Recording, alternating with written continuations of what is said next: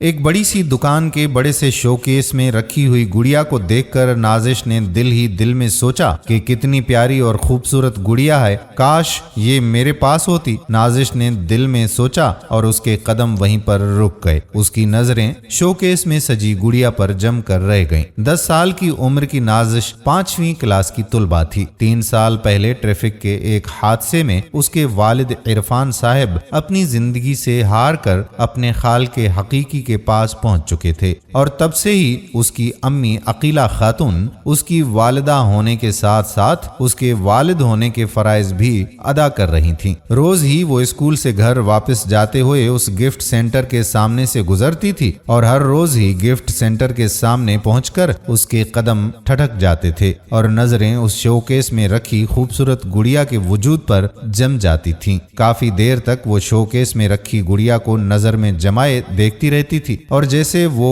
اسے نظروں ہی نظروں میں اپنے دل میں اتار لے گی۔ نازش کو اس گڑیا کی آنکھیں خصوصی طور پر بہت پسند تھیں بھی وہ آنکھیں بہت بڑی بڑی اور خوبصورت، ان میں بلا کی کشش تھی۔ وہ گڑیا کی طرف دیکھتی تو اسے محسوس ہوتا کہ جیسے وہ گڑیا اس کو دیکھ رہی ہو اور مسکرا کر اسے خوش آمدید کہہ رہی ہو، اور نازش بھی اس کی مسکراہٹ کے جواب میں مسکرا دیتی۔ یہ سلسلہ گزشتہ کئی دنوں سے جاری تھا۔ ایک دن نازش نے ہمت کر کے سیلز مین سے گڑیا کی قیمت پوچھ لی، 300 روپے۔ کاؤنٹر پر بیٹھے ہوئے سیلز مین نے جواب دیا، اور یہ قیمت سن کر بیچاری نازش اپنا سا منہ لے کر رہ گئی۔ انکل، اتنی مہنگی گڑیا، مگر میرے پاس تو اتنے سارے پیسے بھی نہیں ہیں۔ انکل نے کہا، تو بیٹی گھر جاؤ، یہاں رش مت لگاؤ، جب اتنے پیسے تمہارے پاس جمع ہو جائیں تب گڑیا لے جانا آ کر۔ سیلز مین کا جواب سن کر نازش خاموشی سے سر جھکائے اپنے گھر کو واپس چلی گئی۔ اس کی آنکھیں بھر آئی تھیں۔ نازش اچھی طرح جانتی تھی کہ اس کی امی مہینے بھر سخت محنت کرتی ہے، تب کہیں جا کر گھر میں 2 وقت کا کھانا اور جیسے تیسے اس کے تعلیمی اخراجات پورے ہوتے ہیں۔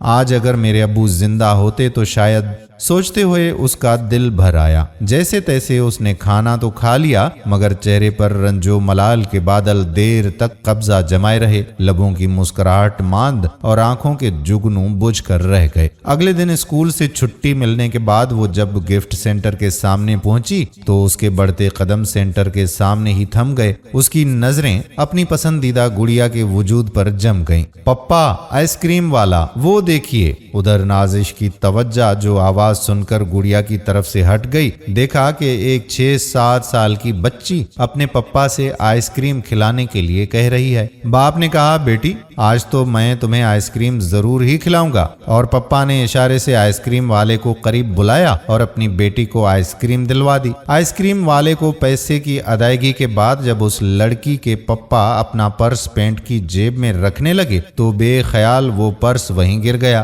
نازش نے وہ گرا ہوا پرس اس وقت دیکھا جب وہ صاحب اپنی بیٹی کے ہمراہ وہاں سے جا چکے تھے۔ اس سے پہلے کہ کوئی دوسرا پرس کو اٹھائے، نازش نے جھک کر وہ پرس اپنے ہاتھ میں لے لیا اور اپنے بستے میں رکھ کر گھر کی طرف بڑھنے لگی۔ وہ راستے میں کہیں اور نہیں رکی۔ گھر پہنچ کر ہی اس نے سانس لی۔ گھر آ کر اس نے بستہ اپنی جگہ رکھا، یونیفارم تبدیل کر کے گھریلو لباس زیب تن کیا، پھر منہ ہاتھ دھو کر کھانا کھانے بیٹھ گئی۔ کھانے سے فارغ ہوئی تو اسے پرس کا خیال آیا۔ بستے میں سے پرس نکالا، اس میں 1000 اور 500 روپے والے کافی سارے نوٹ تھے۔ چھوٹا نوٹ تو پرس میں تھا ہی نہیں۔ اتنے سارے روپے اتنی چھوٹی سی عمر میں اس نے پہلی مرتبہ دیکھے تھے۔ وہ پریشان ہو گئی، اس کے دل کی دھڑکنیں بڑھ گئیں۔ نوٹوں سے بھرا پرس ہاتھ میں لیے وہ سوچ رہی تھی کہ ان کا کیا کرے۔ دوسروں کے پیسے اپنے پاس رکھنا اچھی بات تو نہیں، اپنے پیسے تو وہی ہوتے ہیں جو اپنی محنت سے کام کر کے بطور اجرت حاصل کیے جائیں،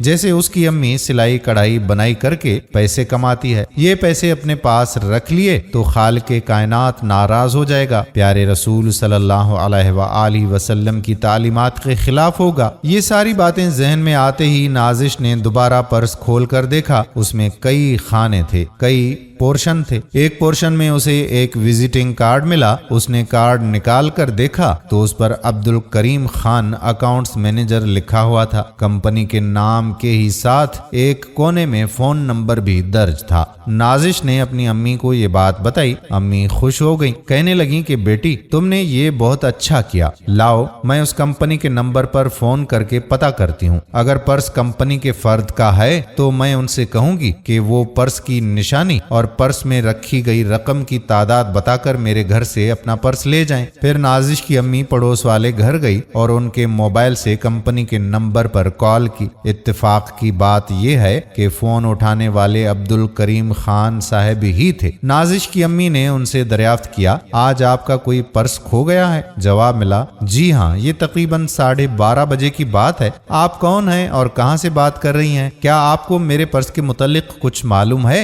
नाजिश की अम्मी ने अब्दुल करीम खान को ये बात बता दी कि आपका पर्स मेरी बेटी को स्कूल से घर आते हुए मिला था। आप ये बताएं कि उस पर्स में आपकी कितनी रकम है? अब्दुल करीम खान ने पर्स में मौजूद रकम की तादाद बता दी जो बिल्कुल सही थी। नाजिश की अम्मी ने अब अपने घर का पता अब्दुल करीम खान को अच्छी तरह से समझा दिया और कहा कि वो शाम को उस पते पर आकर अपना पर्स वापस ले जाएंगे। शाम हुई तो अब्दुल करीम खान दिए हुए पते पर नाजिश के घर पहुंच गए। उन्होंने पर्स हाथ में लेकर रकम गिनी जो 25,000 पूरी थी। उन्होंने नाजिश को देखा, घर की हालत का अंदाजा लगाकर कहा कि बेटी इतनी बड़ी रकम देखकर तुम्हारे दिल में जरा भी ख्याल ना आया कि इसे वापस कर देने के बजाय अपने ही पास रख लूं? इतनी रकम से तुम्हारी कितनी जरूरियात पूरी हो सकती थी? नाजिश ने कहा कि अंकल, जरूरियात रकम से नहीं, अल्लाह ताला की मदद उसके फजलो करम से पूरी होती है। मेरी अम्मी ने मुझे बताया है और ये तरबियत दी है कि अल्लाह ताला अपने बंदों का इम्तिहान लेता है। जो उसके इम्तिहान में कामयाब हो जाते हैं उनको अपने फजलो करम अपनी रहमतों से नवाजता है। ये पैसा तो चंद रोज की ही जरूरत पूरी कर सकता है, मगर अल्लाह ताला की रजा, उसकी रहमत तो तमाम जिंदगी काम आती है। अब्दुल करीम खान नाजिश का ये जवाब सुनकर बहुत खुश हुए। उन्होंने कहा कि अफशा मेरी बेटी है, आज से तुम उसकी बड़ी बहन, तुम भी हमारे ही साथ रहोगी। ये कहकर वो नाजिश को उसकी अम्मी के साथ अपने घर ले आए। अब नाजिश एक अच्छे साफ सुथरे माहौल में रह रही थी। उसके पास वो गुड़िया भी थी जिसे देखने के लिए वो गिफ्ट सेंटर के सामने रुक जाती थी। वो सोच रही थी कि वाकई अल्लाह ताला के देने और नवाजने के तरीके भी निराले होते हैं। अल्हम्दुलिल्लाह। दोस्तों, वीडियो पसंद आई हो तो शेयर जरूर कीजिएगा। आने वाली वीडियो तक अपने मेजबान कादिर बख्श कल्होड़ो को इजाजत दीजिए। अल्लाह हाफिज।